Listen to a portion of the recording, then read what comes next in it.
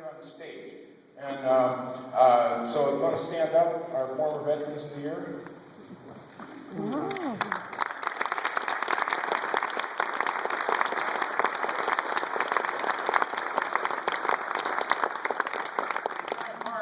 Who they are because they've been so visible in our community in lots of ways, not just alone with veterans, but in helping out and being part of the fabric of what makes this a community. And so those are the persons who choose our Veteran of the Year. The former Veterans of the Year are the ones who choose. And they chose this year an incredible recipient, U.S. Navy veteran Leo Barrett.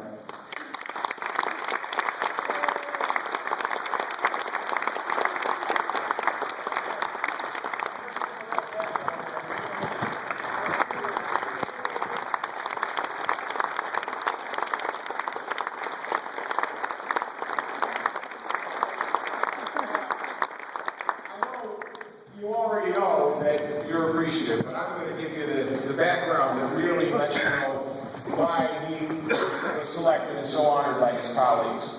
Because he honored leadership, passion, and commitment. He has them all. These are the qualities he's embodied since he was in the Navy from 1954 to 58. He was a cook aboard the USS Gearing, Navy destroyer in the 6th Atlantic Fleet. And again, we talk here about serving during peacetime, but that peacetime doesn't mean, we all remember, well, some of you may be young enough not to, but I certainly remember the Cold War. I remember having run out of our classrooms and go in the hallway and duck down and think that somehow we were going to be safe if we did that in a nuclear attack.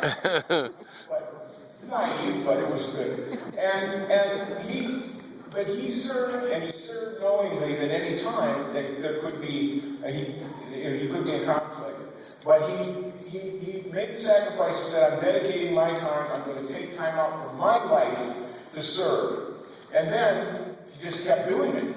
He came back to the community, and he is right now the Senior Vice Commander of the AMVETS and the General Henry Dearborn Post 4. He's one of the Post founding members. He served 8 years as its commander. And in his 39 years of membership with the AMVETS, he has chaired a lot of activities. He helped to revitalize the organization when it struggled financially. And he is, on top of that, very humble.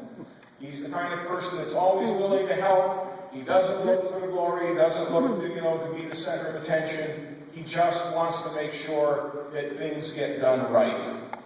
And so, as commander of the Dearborn Allied Veterans Council, he implemented a candlelight vigil for prisoners of war.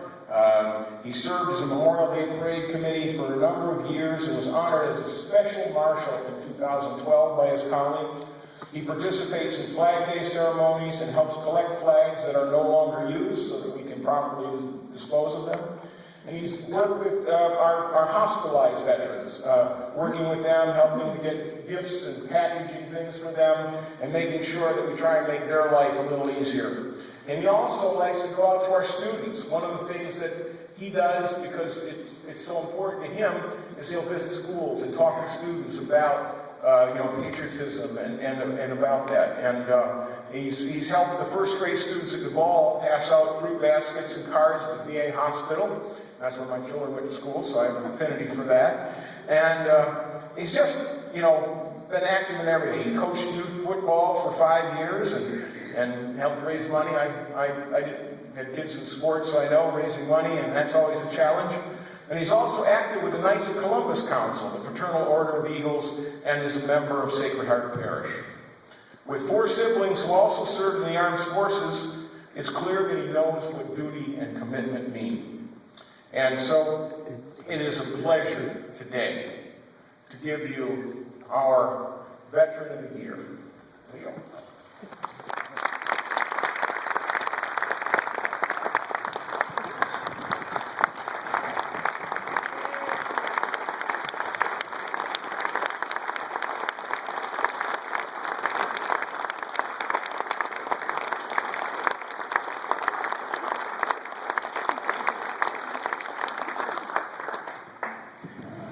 I was going to write something special, but that covered just about everything that we could about some of the heroes that are in my family.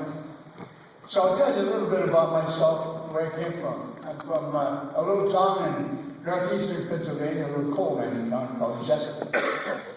I'm the 8th of 11 children, and my mother had all those children at the house. And my father was born in 1900, and after 3rd grade, he was able to read, write, and count, and he was sent to work the coal mines, 8 years old. That was not unusual, to be honest. At 16 years old, his father told him to go to work. He didn't feel good. And when he got to the mine, they called him in the office and he said, "John, go home. Your father died." He went home, and he was sitting down to Molly's funeral home, and he saw a priest there. He said, "Where's my dad?" He said, "He's buried." And the priest took him behind this,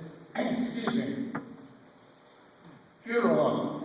And if you can picture the caskets that you see in the Western movies, those wooden things, he said they were stacked high on top of one another. And the priest said, "John, we have people digging graves 24 hours a day. That's how quick they were dying." He went home and his mother died that evening. Oh, jeez. He was left with 2 younger siblings and 1 older sibling, and he raised them. He went to the mines until he got married, and then God love him, he had 11 more kids. But anyway, that's a little bit of my background. I have a whole bunch of family that I'm just proud to introduce right now. And I'll start with my wife, Nina, my son, Michael, my son, Jim, my son, Gary, and his wife, and 2 children. 3 children. Katie's not here.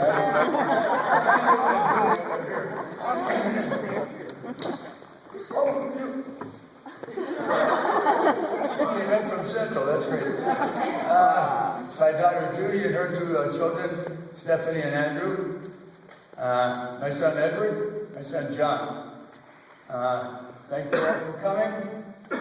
I have my matriarch, my sister June, my brother Jack, my sister Grace, my sister Pat, Ethel, and my brother Bill.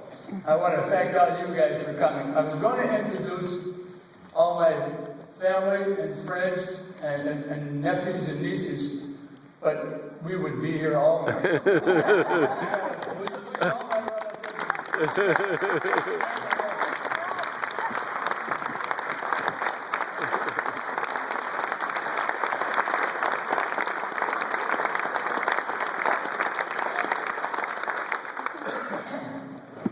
I just got one little thing to say about veterans. A friend of mine, Michael, one day he said to me, it's good to be a veteran. And I said, yeah, I didn't think about it. But then the more I thought about it, I realized what it takes to be a veteran. You take the oath, you put on the uniform, and you follow orders. You don't know where you're going to be sent, but you go, you follow orders. You do your duty, you put in your time, you get your honorable discharge, and then you're a veteran. The only reason you're a veteran is because you served. Nobody can give it to you. You have to earn that title. And I'm just proud and surrounded by so many. It is good to be a veteran. And one thing everybody should remember, it's an old saying, but it's true today as it will be tomorrow.